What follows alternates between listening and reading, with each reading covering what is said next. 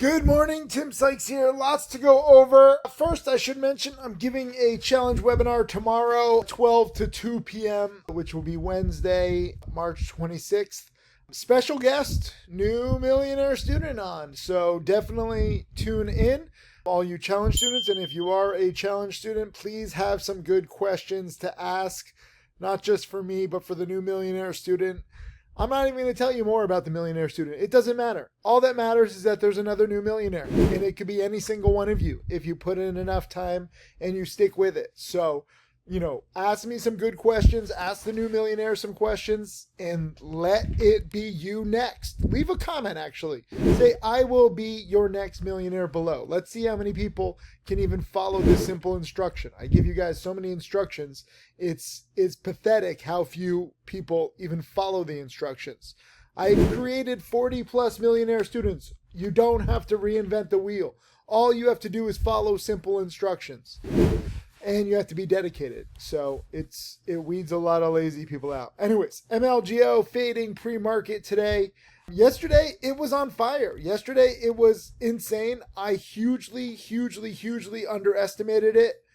I was like, don't chase it in the 5s and the 6s. And then it goes to like the 16s. Look, this is a short squeeze. The short sellers, I know that some people are like, oh, it's not a short squeeze. They say that it's like rigged. It's manipulated. This is a short squeeze. Don't listen to the short sellers, who say that everything is rigged and everything is manipulated. Sometimes it's just up so much that a lot of shorts start betting against it. And because all the short sellers like to trade together because they're insecure little bitches, guess what? They create spikes together. And I know for a fact, I probably talked to more traders, brokers, market makers, everybody than probably anybody that I know of.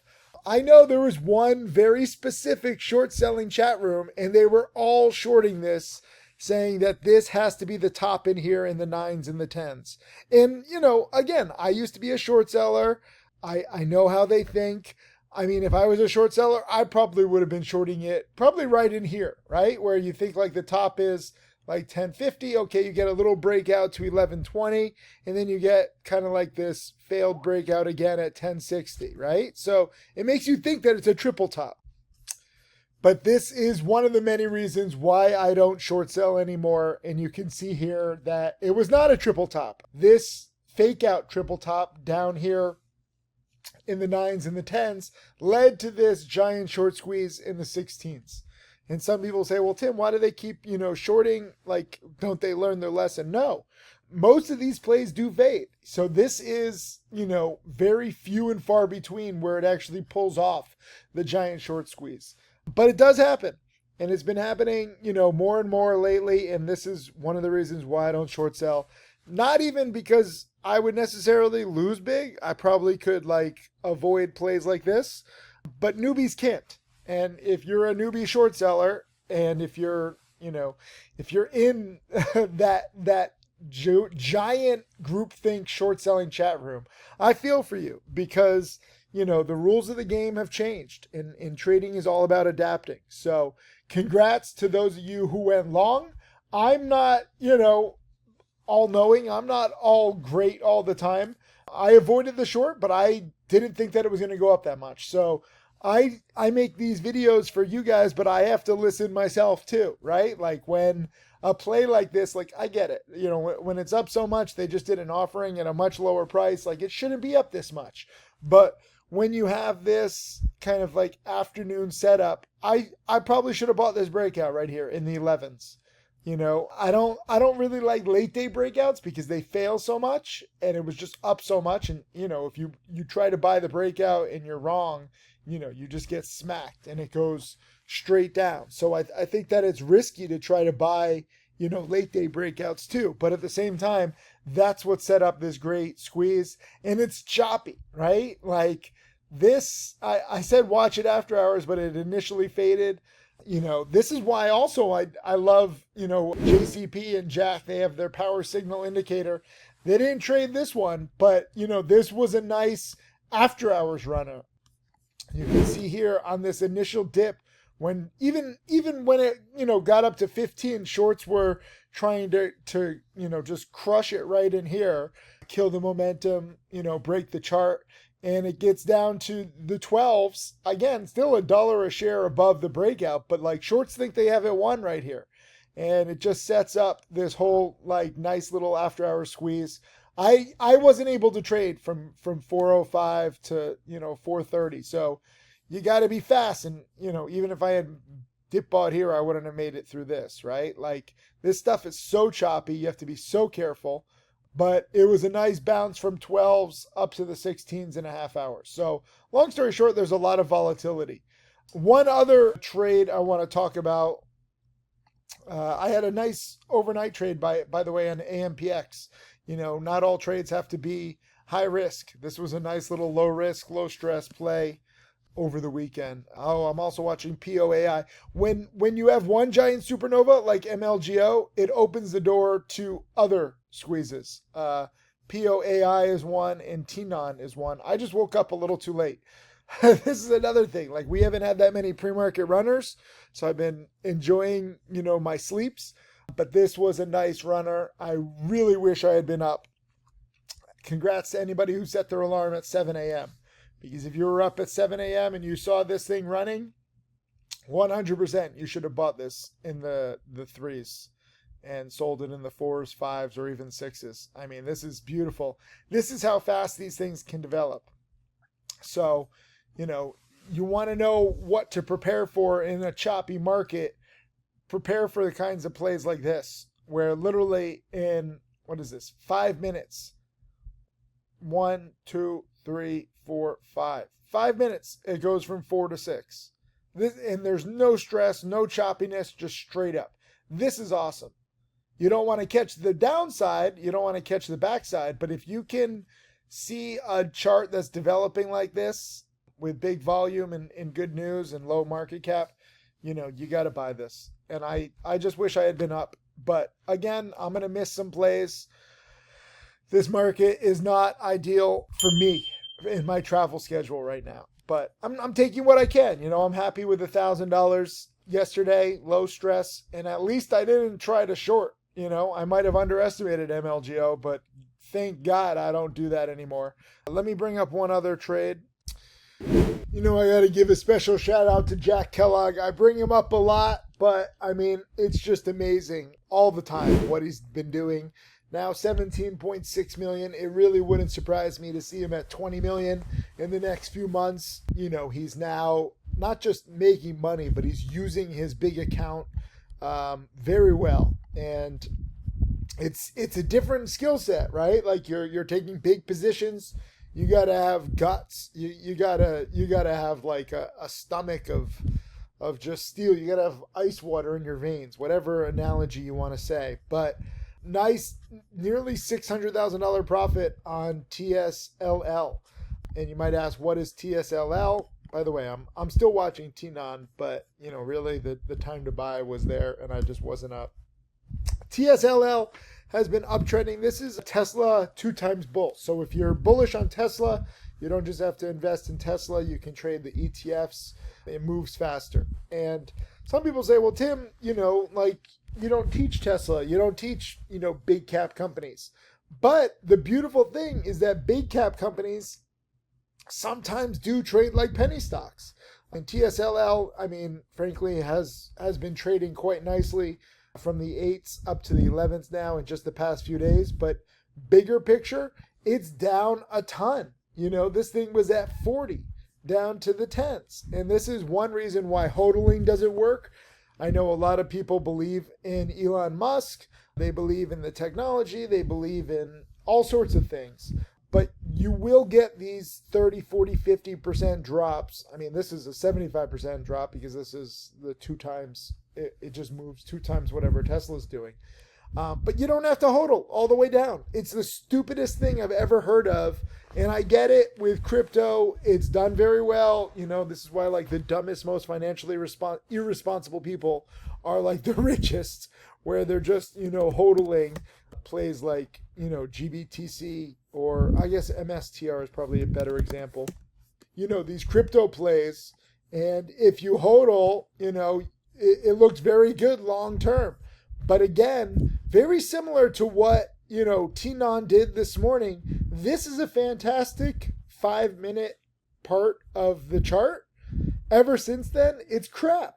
Okay? Ever since then, it's downtrending, it's choppy. It's still up 300% on the day. They could still do an offering. Like, there's a lot of risk. You don't want to hodl. You don't want to be in these plays longer than you have to. So my whole goal to try to get you to really capitalize on this market, and this is a very choppy market. This is a trader's market. My whole goal is for you to, be there for this kind of a run up. This is 5 minutes. MSTR wasn't necessarily 5 minutes. It was more like, 5 months? Not even, like 5 weeks. Really, at the end of 2024, where you had the uptrend. It's the exact same thing. This is what I want you to see. This is my 7-step framework where it really goes supernova, and you have a number 3, and then you have the inevitable number 4, and then, sometimes there's a number 5 dip buy, but when the number 3 is so strong, the dip buys and the crashes are really just so choppy. They're not even worth it. So I hope that you see this. MSTR spiked up so huge and came down, and ever since then it's useless. And you can say whatever you want about, for example, Michael Saylor, who's blocked me on Twitter because I told him how financially irresponsible he is, especially for people who don't have, hundreds of millions of dollars in savings. But, whether you believe in it or not, it's a dead play after this giant supernova, okay? By all means, ride the hype, just never believe it. I teach that too. But this is a classic number 2, number 3 spike, followed by a number 4 crash. You could have made a little money on the dip buy, but it's so choppy. Same exact thing with TNON. And I'm glad to show you intraday, and I'm glad to show you, multi-week run-ups. It's the same kind of pattern. It's the same thought process. So you got to try to be there for this. Again, I missed this. This is hindsight analysis, but had I been awake, I really wish I had set my alarm for 7 a.m. Eastern. There just haven't been that many pre-market spikers. As you can hear, even as I'm doing this video, I'm losing my voice. I'm not fully up. I'm going to try to post this when I can. I don't even have great Wi-Fi, so we'll see when this thing can go up. But whether you're analyzing it after the fact or you're there real time, you want to try to be there for these kinds of crazy run-ups. And then you want to sell, and you want to lock it in, okay? Whether it's a multi-week run-up, lock it in. Whether it's a morning spike, lock it in. I'm also watching KBSX. This was up a little bit, but now fading. This one, it's not always 5 minutes or 5 weeks. This was really 2 minutes from 3 to 4.5. But it's the same 50% on the way up, whether it's uptrending or not. And this one's even more volatile. Right? This is even more unforgiving. And yeah, again, you could have bought the little dip in here and seen it bounce. I'm giving a TED Talk. I'm going to be in Vancouver in a few days. If any of you are in Vancouver, hit me up. But, I'm giving a TED Talk, and one of my slides is very much on like this. Hold on. Let me see if I can show you. I'm giving 2 TED Talks, one on peak performance, one on resiliency. But I was just... Which one was it? Oh, it was this one. So this is on resiliency. And I talk about how Michael Jordan, he tried to make his varsity team, but he got, relegated down to the junior varsity team, and he still thinks about that. That motivated him. Anyways, I did this chart pattern. This is the same chart pattern. This is 4 different charts on 4 different charting platforms. I think multiple years apart. But it's the same number 2, number 3, number 4 crash. If you know my 7-step framework, I'll link the 7-step framework. This is what made me rich, okay? This is what I've learned. And most people will say they've never seen supernovas like this. Most people will say that this stuff is unpredictable, but it's really not. I really wish I had woken up earlier today. I really wish it. But, the past few months I've been trying to wake up at 4, 5, 6 a.m. And I would catch some of the spikers, but then I would miss some of the spikers, and then sometimes there would be no spikers, and I would just feel like crap. And I was like, it's just not worth it, you know? Like I couldn't get on like Jack's schedule. Jack, because part of the reason Jack doesn't travel right now. Jack has not traveled at all. I'm always traveling. So this has really been a market where, you know, if you're there all the time, sitting in front of the computer, waiting for amazing setups like this, knowing that there are setups like this, you can really crush it. So, you know, my props to you if you don't travel, my props to you if you're completely focused. I mean, this is how Jack is now over 17.6 million. I mean, this is, you know, how he's made nearly $3 million in 2025 already in just the first few weeks. But he's also not traveled at all. This summer, I'm going to get him to travel. I was like, dude, you know, you've put in a lot of work. And by the way, Jack will be giving a, you know, webinar this, what is it, Thursday or Friday? No, I'm giving my webinar Wednesday. I think he's giving his challenge webinar Friday. I don't know. Challenge students, watch your schedule. But Jack is giving a webinar on Friday. Ask him about TSLL. Ask him about what his mindset is. You guys have access to literally the best trader that I know of. I don't know of any other trader trading these kinds of patterns who's crushing it more than him and taking it to that level. But, you know, again, he banked on TSLL, just a bounce. Shout out to my friend Lucas too, you know, who saw that TSLL and Tesla were oversold. And this is an amazing little bounce right here percentage wise. But again, if you want an easier trade with more momentum on the way up, look at TSLL. Okay, a lot of people thought that Tesla got overextended, myself included. Maybe it did, but who cares? If you buy these kinds of things on the way up, yes, like I said, there's dip buy opportunities, and now it's a good percentage gain because it's down so much. But the lower stress, higher odds, you know, money in opportunity is on the way up. And this holds true whether you're trading TSLL, whether you're trading, you know, TNON, whether you're trading MLGO. So that's your job, I think. Your job is to, you know, try to find these plays on the way up. Recognize that there's still a ton of short sellers, and that because of how many short sellers there are, these squeezes can go further and faster than you think. But at the same time, also recognize that you got to lock it in. It's a two-part process, right? You have to find these plays, and then you have to try to ride it as long as you can, and then you have to lock it in, because these plays will break your heart if you hold too long, like Tesla. I don't care how much you like the cars or the Elon or whatever. So these are the pre-market runners that I'm watching. I got to do a watch list right now. But watch all of these, and let's see how far they can go. Let's see if any of them can keep going. TNON might go to double digits today for all we know, but it has to break, you know, the day high. And so far, the best 5-minute period was right here. And aside from that, look at it, it's fading. Again, most of these plays will not do the seemingly impossible. Most of them will not pull off a giant MLGO like run up. And because of that, you got to lock those profits in. Leave a comment below. Let me know if this makes sense. Let me know if you want to become my next millionaire student. Stay tuned for tomorrow's webinar with my newest millionaire student, and then Friday with Jack, like the highest earning millionaire student. I'll see you guys in chat. Congrats to everybody. There's so many people to congratulate. I can't even do this. This would be like an hour-long video. All right, so just wanted to show how those stocks played out. This is roughly what I filmed that last video 2 days ago, or I mean, it was yesterday, but it was 2 trading days ago.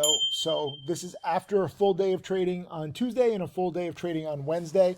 I've actually had a good 2 days of trading. You know, I didn't trade TNON, but I traded yesterday right after TNON spiked and failed. I traded DATS, MLGO, VVPR, and IMTE. And VVPR again. And, you know, $4,000 in 2 days because there's so many plays. So I was right in that video lesson that, guess what? When MLGO goes supernova, it spikes up everything, right? And actually, interestingly, yesterday, like within an hour of me filming that video, I think, what was MLGO at pre-market? It was trading in here in like the 12s. So it came down to the 9s and then squeezed all the way to 19. So even though, we're down to the 11s, and you might say, well, Tim, when you filmed it, it was in the 12s, now it's in the 11s. It also went to the 19s. And this is a great example of what's happening in small caps and penny stocks right now. The NASDAQ is getting clobbered. The tariffs are back on, so we're down 2%. So it's really tough for any squeeze to really hold. But this was beautiful. And I think I made like $1 a share, and it spiked, basically $8 a share in an hour. So MLGO was nice. TNON, which I featured in the video, what was it? It was like 850. So it was like in the 4s. It did get a quick spike near the open to 6 and then came back down all the way to the 3s and then came back up to nearly 5. And then even this morning, it tried another spike. But this is pretty much the pattern lately. You get these short squeezes. TNON had 3 rounds, right? If you woke up early, you could get the first round, second round, third round. So you had 3 rounds where it went from 2 to 6, and this was all before 8 in the morning, before most people like me woke up. So fantastic squeeze on TNON. But interestingly, because TNON spiked so much and then it died pretty much at the open, that opened the door to DATS. So DATS, yesterday hit a high of 6 and it's back down to the 3s again. You get the fade. But this was a beautiful spike right near the open. When TNON faded, and this was before MLGO went to 19, this was just super spike from 3 to 6. And this is from 9:38 a.m. until 10:04. So roughly 25 minutes. And you're talking about from 3 to 6. So you double your money with pretty much straight up. And it was pretty amazing. So I took a piece of that. I was happy. It's scary, but, I was happy. Also, OSRH teased a spike today, but it had a triple top. I went over this in the challenge webinar, and those of you who missed the challenge webinar, I couldn't even get the latest millionaire student on. I had technical difficulties, so I'm going to have him on next week. But lots of questions about, when to buy, and, it's nice to focus on these supernovas, but guess what? If the play can't break out, this is a top here at 7:26 a.m., a top here at 7:44 a.m., and then multiple tops here at 8:44. And you might think, well, it spikes up and then comes down quick, fails, spikes up, comes down, fails. And then here it's holding near the highs. And so everyone thinks that it's going to make new highs because last time it spiked and dropped so quickly. This time it's different, but it still found a way to fail. So you can't just buy any play that fails to break out. There was another challenge student on the webinar today who was buying BNZI, and they had 25% risk. And I was like, if you're going to buy this kind of a fast mover, you got to cut the risk very quickly. And he said he was using Tim Gertani risk metrics. Tim Gertani's made over 16 million. Most of you, the vast majority of you, are not in a position to trade like a multimillionaire. You don't have the luxury, you don't have the experience, you don't have the know-how.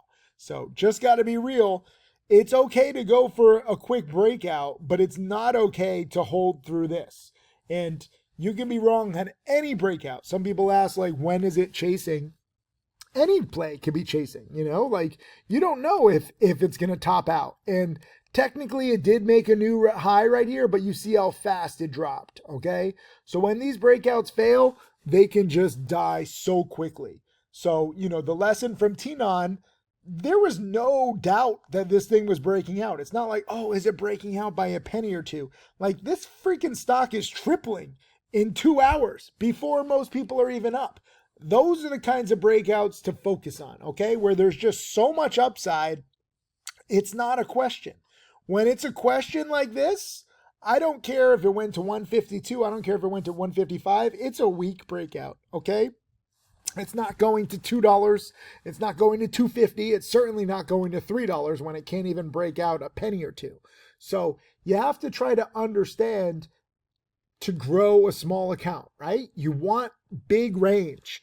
Little breakouts, that's a waste. You know, even the way that I made $4,000, I mean, I was so late on this buy on VVPR. I watched it spike from the 3s to the 4s, and I finally got it in the 5s. And some people said, Tim, you're chasing. And I said, yes, I am chasing. But again, I'm okay to chase because I have rule number 1 where I cut losses quickly. And if you have that rule, you can get in on these crazy plays with the recognition that you can get out within seconds if the short squeeze fails. But these short squeezes keep going. As it turned out, I had a pretty good sell on VVPR in the 5s, right? It hit 550. I actually sold near the top because I just wasn't sure when it was choppy in here. But you don't know, especially, I mean, this is part of the reason why I don't short sell anymore. You don't know if it's going to stop at 550. You don't know if it's going to stop at 650 or 750 or 850 or 1050 in this market. So by all means, try to capitalize on these crazy runs. After the front side is over, it's so hard. Okay. I made a late day purchase. It's hard. It's not impossible. I had a late day purchase and I made a few $100s just because I thought that it could bounce more. And I bought it in the 370s when, you know, it was pretty much flatlining in here. But I thought, you know what? It's still holding its gains. The majority of it, it can still squeeze. And when it starts squeezing, it moves so fast. So I didn't know that I was going to be buying like 10 cents, 15 cents from the low. I just thought that it could bounce. I mean, OSRH had bounced before me. Before I took, was it OSRH? Yeah. Before I took the trade on VVPR. So there was some precedent. You know, OSRH was disappointing all day. But, you know, right here, just around 3 p.m., I mean, it bottomed here at like 310 and it got all the way up to 4. Again, could not break 4. It tried like 20 times. So by all means, just because a stock is in the VWAP, below the VWAP, just because it's fading, it can still come back. But again, you don't really want to chase when it's so choppy and it's up so much. I can only imagine how many longs wanted this, just break 4, just break 4. No. And you get slammed back down. So you have to try to recognize these support and resistance zones.